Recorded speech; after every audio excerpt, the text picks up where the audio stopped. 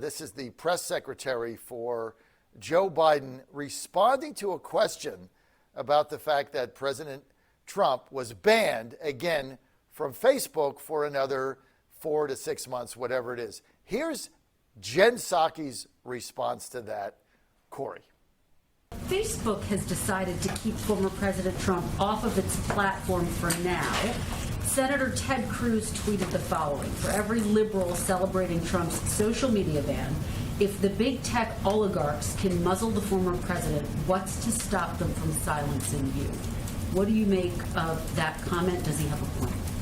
The president's view is that the major platforms have a responsibility related to the health and safety of all Americans to stop amplifying untrustworthy content, disinformation and misinformation, especially related to COVID-19, vaccinations, and elections. And we've seen that over the past several months. Are there any concerns, though, about First Amendment rights? And where does the White House draw the line on that? Well, look, I think we are, of course, a believer in First Amendment rights. I think what the decisions are that the social media platforms need to make is how they address the disinformation, misinformation, especially related to life-threatening issues like COVID-19 and vaccinations that continue to proliferate on their platforms. Coming from the man in his basement and the queen of disinformation herself, Jen Psaki.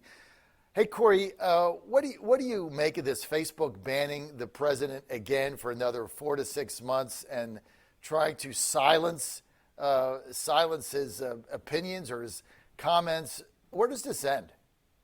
Well, let me circle back with you, John. No, that's a joke. That's the Jen Psaki answer on everything, right? No, look, the truth is, as a conservative, we should have anticipated and expected this is exactly what the social media platforms are going to do.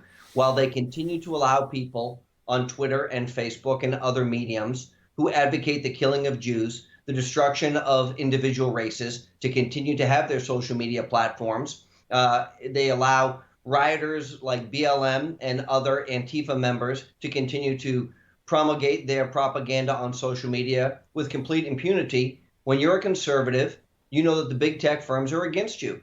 When you have a conservative point of view that you want to share, we know that that those big tech firms don't want to allow you to do that. So this should scare every American. But I'll tell you, John, I'm more disappointed in the fact that when the Republicans had control of the Congress and the U.S. Senate and the White House, they did nothing to look at Section 230 of the code, which would hold these individuals accountable. These are supposed to be opportunities for people to have free and fair comments.